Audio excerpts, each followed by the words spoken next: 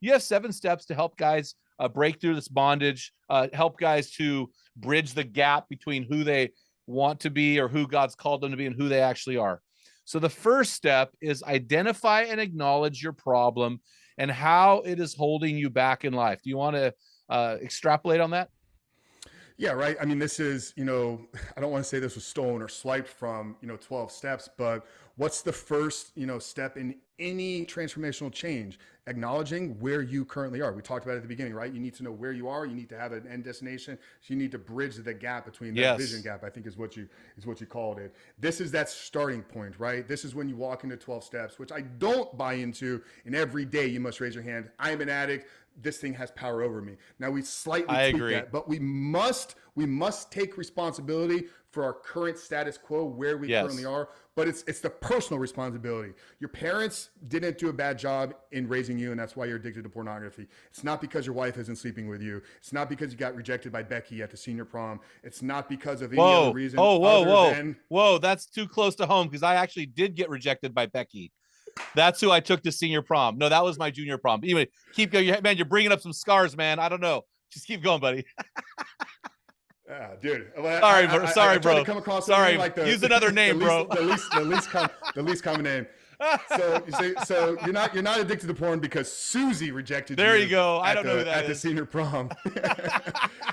You know what I mean? It's you are addicted to pornography because you possess the inability to self-regulate yourself in certain moments. Yes. So taking that responsibility must be the first step, because if you don't start from there, what will happen is somewhere down the path of trying to overcome this will get difficult. It will get challenging. You will face some discomfort, and you're going to have this moment where you look at yourself, well, I'm not actually responsible for getting me here. So why am I the one that's going to have to work through this discomfort? This is all Thank this you. subconscious. Like, our mind is so powerful at a subconscious level. So taking that radical responsibility and the ownership that I'm going to be the one that changes it must be the first step. I don't see it any other way.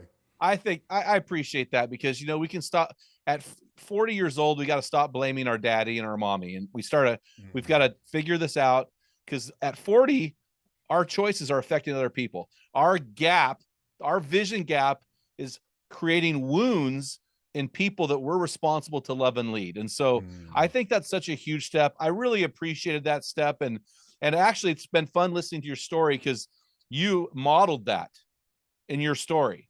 So you actually live that out. So step one, I've already heard that in your personal story. Step two is to make, now this one was interesting to me. I want you to explain this. This is so intriguing. I just love the way you worded this. Make a guaranteed commitment to yourself and another person to change. In other words, accountability. 100%. And this is the first step for men removing shame out of their life, right? If you're struggling in bondage, if you're struggling with porn addiction specifically, you're probably layered with some shame. And when you think about what shame ultimately means, you're telling yourself, it's like shame is you saying, I'm a bad person. Like, I am bad. I'm identifying through the shame that I see myself through as a bad individual. If we could just get you out of shame into guilt a little bit. Guilty is I'm an okay person, but I'm doing some bad things. It's the shame that becomes the identity at which we hold onto. And why wouldn't you go tell somebody about your porn addiction? Because you're worried with judgment. You're worried with how they're going to see you and what they're going to perceive you as. So you're worried with, I'm a bad person, and if I tell them this thing, they're going to see me as a bad person as well. So that next step must be talking to somebody else, right? Because just in that, you lift yourself out of that shame. There's a powerful book called Power versus Force by Dr. David Hawkins. And this isn't what he's getting to in the book, but I think my interpretation of it is incredibly powerful here. So Dr. David Hawkins, he's got this book of like the states of consciousness. So you have like enlightenment all the way at the top. There's been only a handful of people that ever reached this in the world.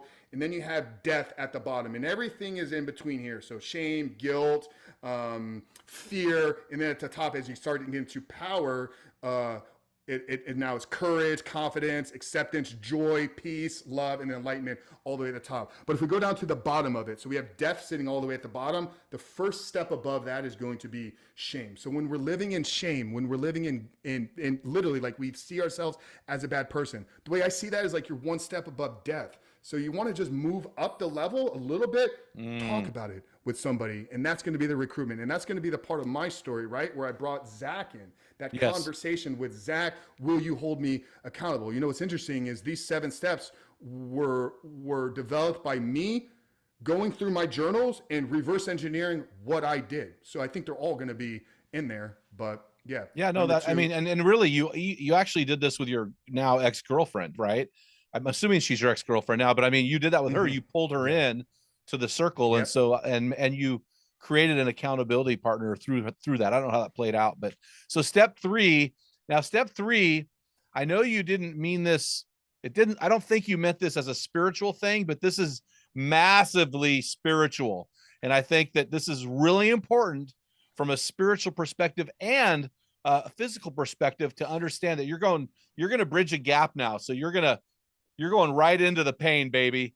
And so I'm going to phrase this a little differently than you phrased it, because I read a couple things down the way here I thought were appropriate. And so I'm a coffee guy. So here's what I wrote: a water or black coffee only fast Mhm. from food for 40 to 48 hours. Because you said a water fast, but then you said it was okay to have black coffee. So what you're saying is black coffee or water uh, fast for 2 days. Okay, talk to us about where this came from. Yeah, well, this is the first step in learning to deny yourself, right? You know, you and I Yes. both know that the single greatest indicator of success in anything is the ability to delay any type of gratification. Yes. Yes. So Yes. injecting that personal sacrifice, that personal suffering into the recovery is only going to set us up for the strength that we need as we continue down the path here.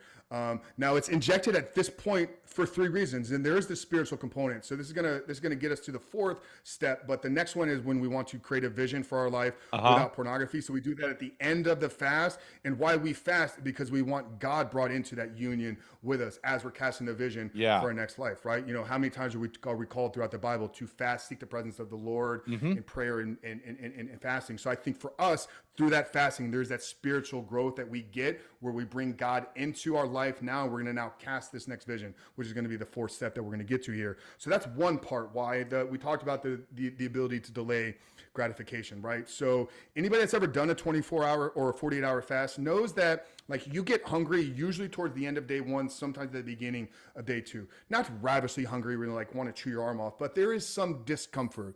You must learn to sit in that. You must learn to suppress that a little bit. But quickly what you realize is, hey, when I do these breathing things or when I just take my mind off of this or I go outside for a walk, that feeling that I was feeling, like it goes away pretty quickly. And what I was feeling, a lot of times, that's that uncomfortable thing that when I feel I want pornography, feels the same way. So what we want these guys to understand is through this process is how are you like managing this? How are you able to suppress some of the discomfort? What are you defaulting to get your mind off of food? Because we want to be able to pull that back out down the road in week 5, week 6 of our recovery when pornography is really feeling like it's pulling us. So there's the second part there. And then the third one is actually getting into a state of ketosis. So this brings us back into writing the vision for our life. So ketosis is obviously, it's an energetic state. Everybody's familiar with, you know, the keto diet.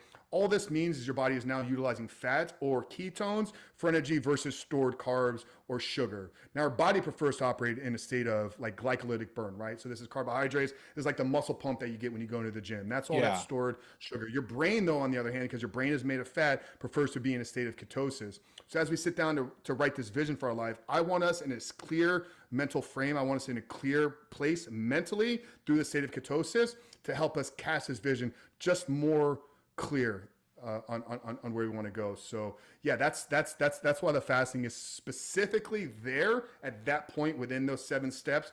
But it's something we encourage our guys every week to have a 24-hour fast built into their program. And fasting for me, it's just become a part of life now. You know, it was a part of that carnivore diet that I did in January. You know, I've gone and done a couple 3 days. I've done a 5-day. I regularly intermittent fast. Once a week, I'll do a 24-hour fast, so kind of a dinner to dinner thing. Just self-management, self-regulation, and the ability to deny yourself is what we're working for. Well, you know, that's really good, man. I haven't fasted for about a year. And I've done a couple 7 days, multiple threes, many, many, many, many 1 days. But the first 3 days are brutal. And then after that, you're not really hungry anymore. And this is really good. And one more thing I want to say to our listeners, you know, guys, listen, Jesus never said, if you fast, he said, when you fast. So if you're not a guy who's fasting, and I'm convicted right now, guys, I'm feeling the quote guilt. We need to fast, man. This is important. It's important to build that discipline in our lives, and it's important to build that as a spiritual and a physical discipline in our lives. And I will tell you this, Well, caffeine and fasting on day 7, don't do it. Don't do caffeine, because 7 days of fasting, I did some caffeine and almost killed me. But this is good stuff, man. I appreciate it. love it. So this is, now we're going to bridge the gap. So step 4, we're going to write a vision of the future that you want to create. So Frank, how do you structure this exercise? Yeah, so we take them through four phases. So first is like that big kind of long-term vision, right? Like, so think, 3-5 years. Don't try to go further than 5, because I think that begins to get a little bit unreachable. I can't see myself Cloudy. 10 years in a row. Yeah. I can see myself 5 though. So getting really hyper clear on that 5-year mark. And for me, because we have the podcast, the Superman Life, we've kind of broken what I believe like a man's life should be into kind of 5 buckets. So where do you want your faith life to be in the future, right? What does that relationship with Christ look like for you? What does a relationship with a church? Are you doing ministry? Are you going on mission trips? Are you serving? Are you tithing at a regular level? So faith. The second one is the fitness, right? Your physical fitness. Like, what do you see your body looking like? What do you see your mental fitness, your emotional fitness looking like? So that's the second piece there. Then your finance. So, as men, we're obviously called to provide, right? Like, so we need to make sure we have our financial house in order. A lot of men that are struggling, like, they don't really feel like they're in their calling, or maybe they're not really doing what they're supposed to be doing. So what will and what can that look like from a financial standpoint? How much money? What are you doing with it? What investments? So forth and so forth. The fourth one is going to be the family dynamic. So family is obviously your direct home that you're responsible, for, but then also the family is kind of that circle that you allow to speak into you. So your friends, your networking, your community, your mastermind that you're involved in, that's kind of the family piece. So it's getting really clear on all these areas of our life 5 years into the future. And then the fifth one is the freedom, right? Yeah. Fully, free of all bondage and addiction, but also the freedom for me is, what are men doing with the times in their day outside of work, outside of personal maintenance and hygiene, family commitments? Like, a lot of guys don't have an intentional plan about developing hobbies, developing skill sets. It's like, once a job and family is taken care of, it's like sitting down and watching football or Netflix. Not a productive life, in my opinion. So that's the 5 buckets or areas. So we start 5 years. We then want to bring it down 1 year. And with each one of these, it's not just like a goal list. I want to make $1 million. I want to have a big house. I want to have a beautiful wife. It's no, have these goals, but then in the process, figure who you need to be in order to achieve them. That's the big piece there, is who must we become in this process. So we go 5 years, we then bring it down to 1 year. And then I like to bring it even closer home. So in our program, is 4 months long. We cast a 4-month vision. So at the end of this rebooting phase, what can your life and what will it look like, and who will you need to become? So that's the first 3, is like projecting it all forward. And then the fifth one, I don't know if this is actually the 5th step or if this is a part of this, but it's writing it of what happens if you fail. Ooh, so yeah. it's all glossy, right? Like, we can create this, beautiful picture of our life that'll drive us, motivate us a little from a pleasure perspective, right? Like, if we achieve this, we're going to feel good. But there's 2 driving forces, or 2 motivators in humans, right? The pursuit of pleasure or the avoidance of pain. If we could get radically honest with ourselves, is we're caught up in bondage right now. We don't like where our life currently is, but just like things will compound in a positive way, things will compound in a negative way. So thinking 5 years into the future, if you don't get this out of your life, how bad do things spiral out of control? Once again, this begins to kind of plant itself in the back of your mind from an unconscious standpoint, that when you're kind of going through and you're forced to make these decisions, yeah, it would feel really good to go look at pornography right now. But Frank, you remember last week when you wrote out this vision and you got really clear that if you don't quit, your life is going to be horrible, your wife's going to leave you, you're never going to make the money you want to make, you're never going to accomplish the things you want out of life. So it becomes this secondary driver from the fear component for these men to stay consistent within the plan. Well, this is what guys don't understand. And Frank, you said something really important. There is a compounding effect of life. And there is a point where a guy gets to a point in his life, and if he hasn't done the right things, he needs a miracle to break free, because life has a compounding effect. And so that's very, very powerful. Well, I don't want to discount what you just said there, Frank. So step 5 is creating an actual action plan for a 90-day reboot. So what does this look like? Is this where the 5 buckets come into play?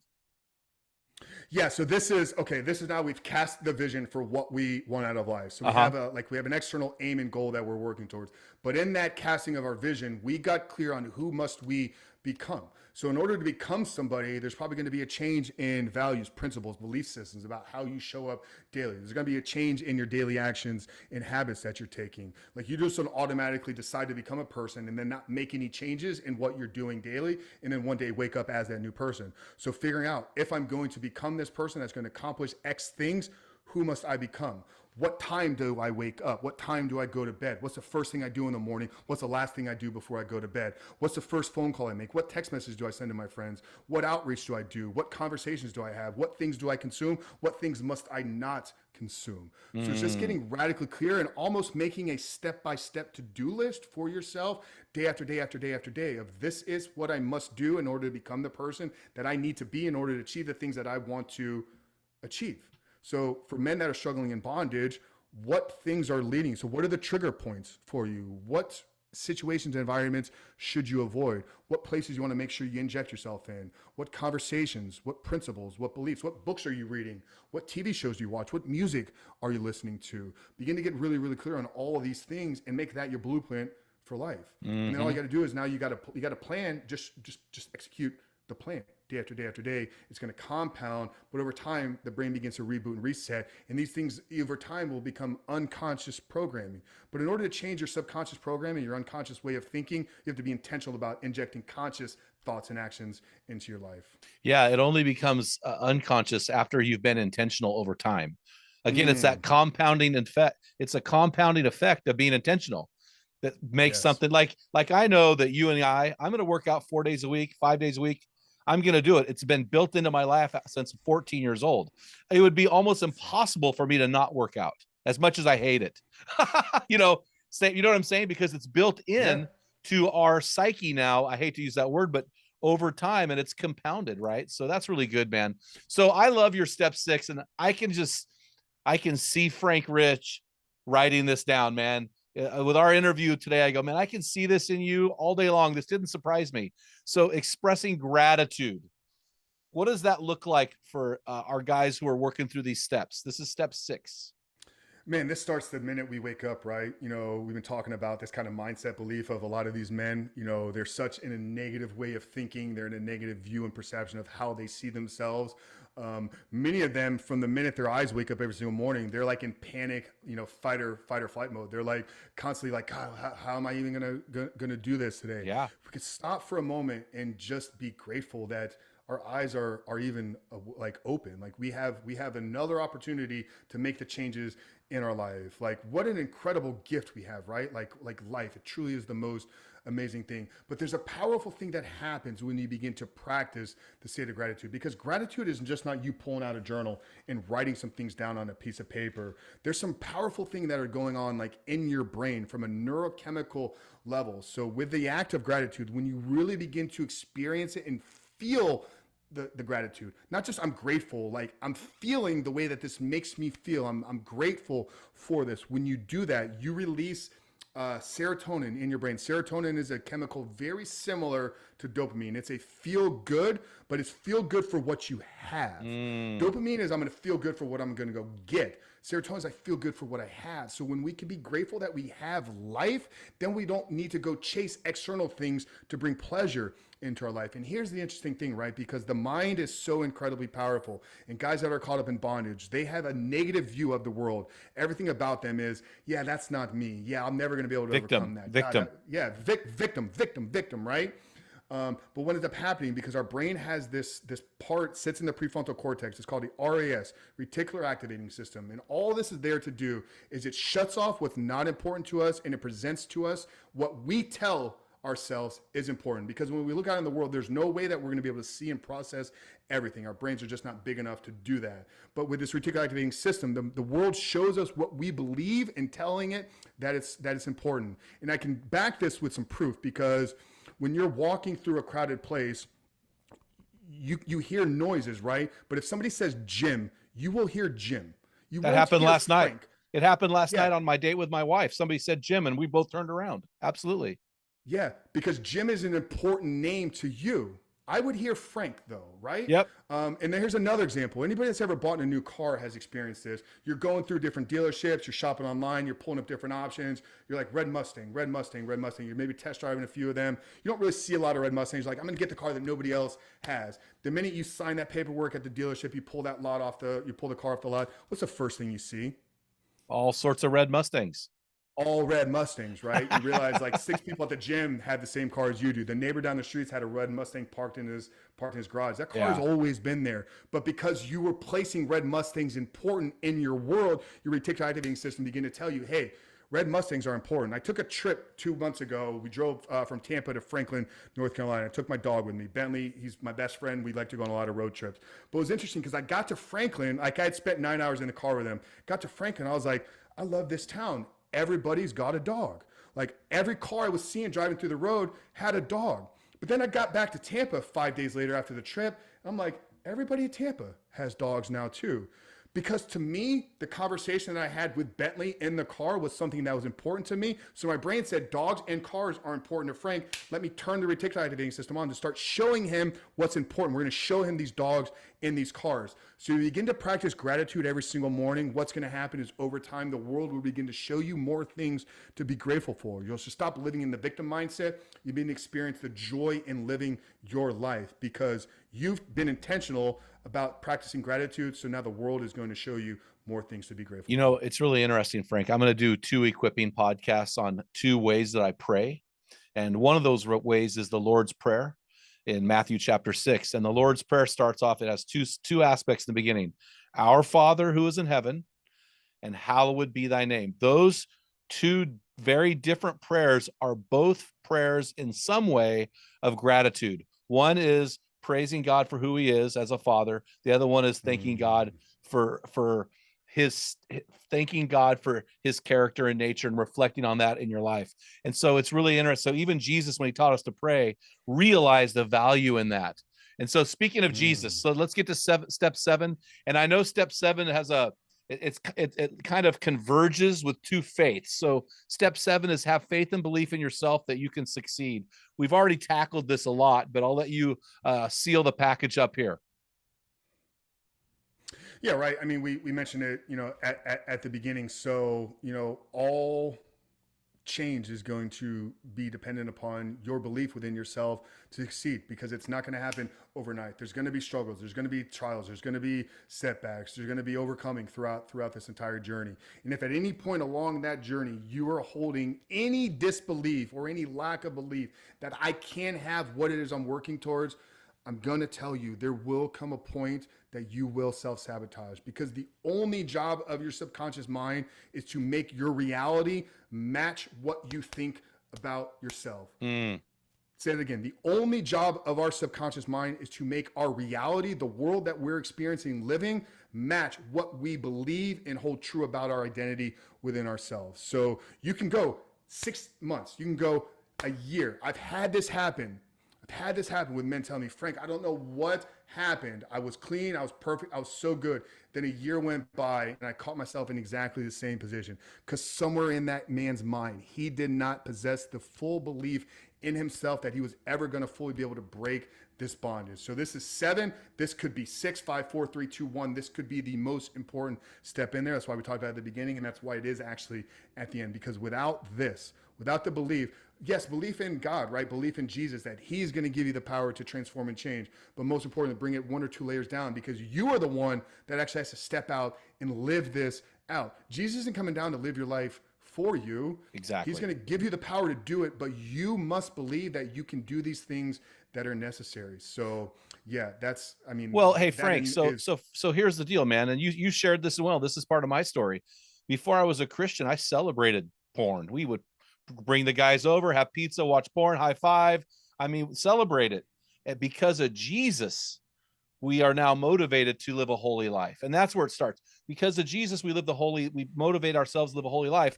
However, we have to make that decision to live out the holy life, right? Jesus in us will help, but we are the ones responsible. So, man, I really appreciate this conversation. It's been so much fun. And